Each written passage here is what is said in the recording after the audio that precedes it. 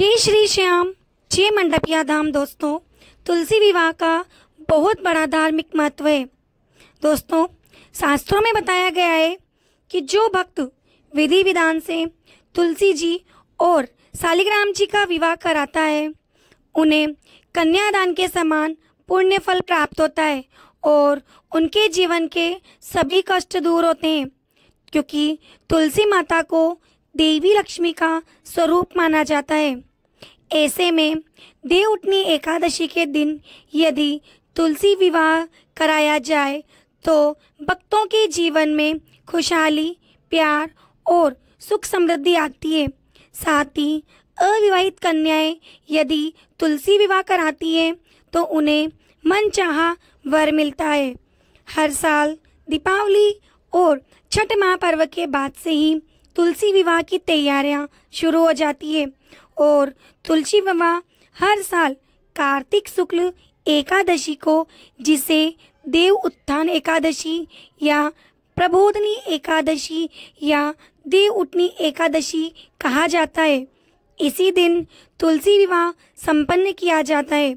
कई लोग मंदिर में जाकर पंडित जी को बुलाकर और बड़े ही धूमधाम से पूरे विधि विधान के साथ तुलसी विवाह संपन्न कराते हैं, लेकिन जो लोग अपने ही घर पर तुलसी माता की पूजा करते हैं, तुलसी माता का विवाह इस दिन कराना चाहते हैं, खुद से ही पूजा करते हैं, विवाह कराते हैं, तो उनके लिए आज की ये वीडियो बहुत ही फलदायी होने वाली है।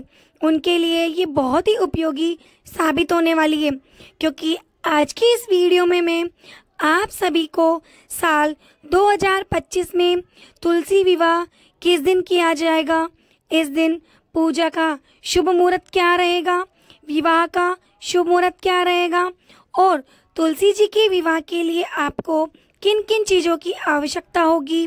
जो लोग तुलसी जी का विवाह कराते हैं तो विवाह कराने के बाद से तुलसी जी के पौधे का या शालिग्राम भगवान जी का आपको क्या करना है, यह सारी जानकारी भी आज की इसी वीडियो में आप सभी देखेंगे।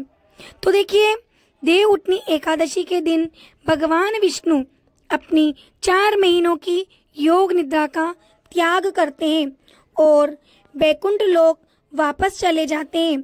4 महीने के दौरान भगवान श्री हरि विष्णु क्षीर सागर में शयन करते हैं।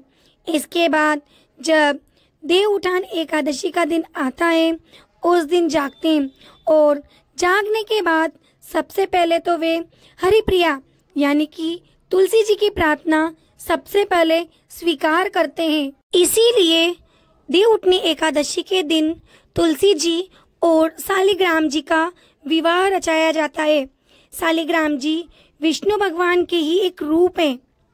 ऐसे में तुलसी जी के विवाह को लेकर भी साल 2025 में बड़ा ही कंफ्यूजन बना हुआ है, क्योंकि दीपावली 2 दिन रही है, तो क्या तुलसी जी का विवाह भी 2 दिन रचाया जा सकता है? तुलसी जी के विवाह का सबसे शुभ मुहूर्त क्या होगा? शुभ दिन यानी कि देव उठनी एकादशी किस दिन होगी?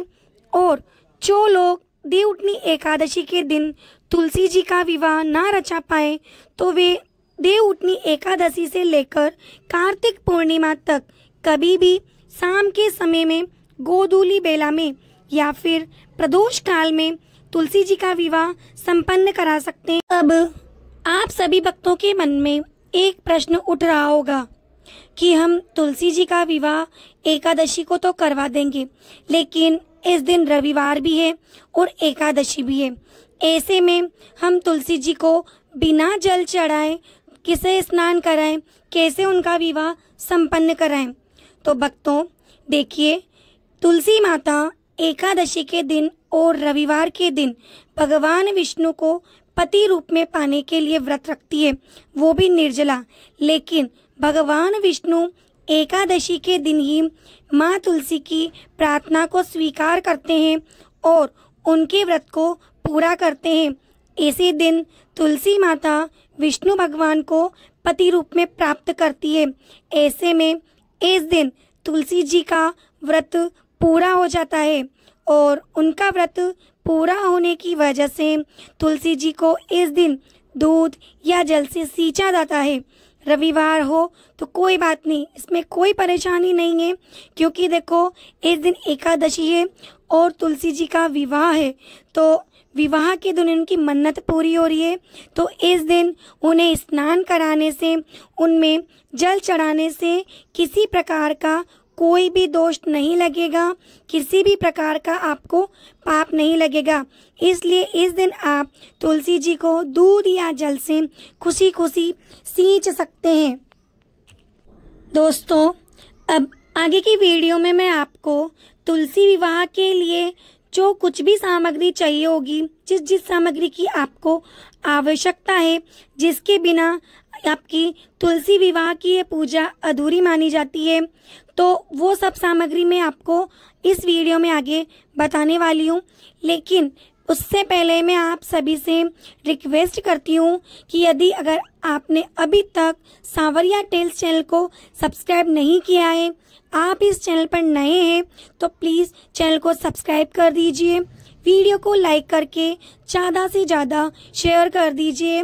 आपका एक लाइक, आपका एक शेयर और आपका सब्सक्राइबर मेरे लिए बहुत ही महत्वपूर्ण है, क्योंकि ये सब मुझे और नई वीडियो बनाने के लिए प्रेरित करता है। आपका ये प्रेम ही है जो अच्छी अच्छी जानकारी आप तक पहुंचाने के लिए मुझे मार्ग दिखाता है। तो दोस्तों, आप सांवरिया टेल्स चैनल को सब्सक्राइब कर दीजिए, वीडियो को लाइक करके ज़्यादा से ज़्यादा शेयर कर दीजिए। अब मैं आपको तुलसी विवाह में जो सामग्री आपको चाहिए वो आगे बताने वाली हूँ। तो सबसे पहले आपको तुलसी जी का गमला लेना है। तुलसी जी आपको ऐसी लेनी है जिसमें मंजीरी आ रही हो। आपको मंजीरी युक्त तुलसी जी का गमला लेना है। आपको सालिग्राम जी लेने हैं। अगर आपके पास सालिग्राम जी नहीं है तो कोई बात नहीं, आप विष्णु भगवान या लड्डू गोपाल जी भी ले सकते हैं। सालिग्राम देखो एक काले पत्थर का आकार है, उसमें ही विष्णु भगवान की उपस्थिति बताई गई है। सालिग्राम जी का जो ये काला पत्थर है उसमें विष्णु भगवान की सभी निशानियां, सभी चिन्ह होते हैं। उस पर शंख, चक्र, पद्म ये सब बने हुए होते हैं। तो ऐसा पत्थर जिस पर ये सब बने हुए हैं वही सालिग्राम जी कहलाते हैं। और ये काला पत्थर होता है जो कि विष्णु भगवान का ही एक रूप है। इसके बाद आपको गठबंधन के लिए पीला वस्त्र लेना है। यहाँ पीले वस्त्र आपको 2 लेने हैं। श्रृंगार का सामान लेना है जिसमें चुनरी, मेहंदी, बिंदी, सिंदूर, काजल। और विवाह के लिए आप यहाँ पर देखो गोटे चांदी की बिछिया ले सकते हैं, गोटे चांदी की पायल और आर्टिफिशियल मंगलसूत्र भी ले सकते हैं। शादी के लिए तो ये 3 चीजें बहुत ही महत्वपूर्ण है, सिंदूर, पायल, बिछिया, इसी के साथ मंगलसूत्र। देसी घी के दीपक लेने हैं आपको। वो दीपक आपको 5 की संख्या में लेने हैं। रोली, चंदन, हल्दी और हल्दी की गांठ। हल्दी आपको हल्दी की रस्म के लिए लेने हैं। जनेऊ आपको 2 लेनी है। गणेश जी, धूप, कपूर, लोटा जल का, मेहंदी स्वयं के लिए और मेहंदी श्रृंगार के लिए भी, तिल, 5 बर्तन कन्यादान के लिए, ऋतुफल, अनार, अमरूद, सेब, केले, सीताफल, आंवला ये सब ले सकते हैं। अगर आपको ये 5 फल नहीं मिल पाते तो कोई बात नहीं, आप किसी एक फल को 5 की संख्या में ले सकते हैं। गन्ने ये मंडप बनाने के लिए, मिठाई, वरमाला के लिए 2 मालाएं, पुष्प, तुलसी, सालिग्राम जी के लिए कपड़े, तुलसी जी के लिए आप यहाँ साड़ी या कोई पोशाक बनवा सकते हैं। शालिग्राम जी के लिए आप यहाँ पीले रंग के वस्त्र, धोती कुर्ते या पैंट शर्ट भी रख सकते हैं। आम के पत्ते, अशोक के पत्ते, नारियल, सिक्के कलश में डालने के लिए, सुपारी, तुलसी पत्र 1 दिन पहले ही आपको तोड़ लेना है। कलश, चौकी, आंवला, सिंगाड़ा, सीताफल, बेर, मूली, शकरकंद, गंगाजल, मोली, लाल वस्त्र, केले के पत्ते वो भी मंडप के लिए, पंचमेवा, बताशे ईल मिश्री। तुलसी विवाह की कथा पुस्तक, दक्षिणा, गेहूँ, इत्र। गेहूँ यहाँ आपको दीपक में आसन देने के लिए और कलश के नीचे रखने के लिए लेने हैं। चावल यहाँ वर्जित है क्योंकि इस दिन एकादशी है। तो ये सब सामग्री तुलसी विवाह की है। इनमें से कोई भी सामग्री आप लेना ना भूलें जो तुलसी विवाह में अति आवश्यक है। इसमें मैंने आपको वो सभी सामग्री बता दी है। ये सब सामग्री मैंने आपको बता दी है जो तुलसी विवाह के लिए आवश्यक है। तो जो लोग तुलसी जी का विवाह कराते हैं उन्हें विवाह की तैयारियां पहले से ही शुरू कर देनी चाहिए। शुभ मुहूर्त से पहले ही आपको तुलसी जी के पौधे को अच्छे से सजा लेना है। आसपास के लोगों को तुलसी विवाह में आमंत्रण जरूर देना है। धूमधाम से तुलसी जी के विवाह के गीत गाते हुए तुलसी जी का विवाह संपन्न कराने के बाद आप सबसे अंत में आरती करें।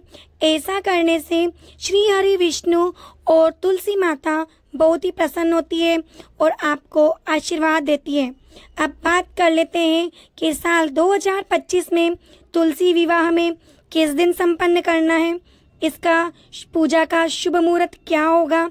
तो देखिए, इस साल तुलसी विवाह रविवार के दिन यानी कि 2 नवंबर 2025 को किया जाएगा।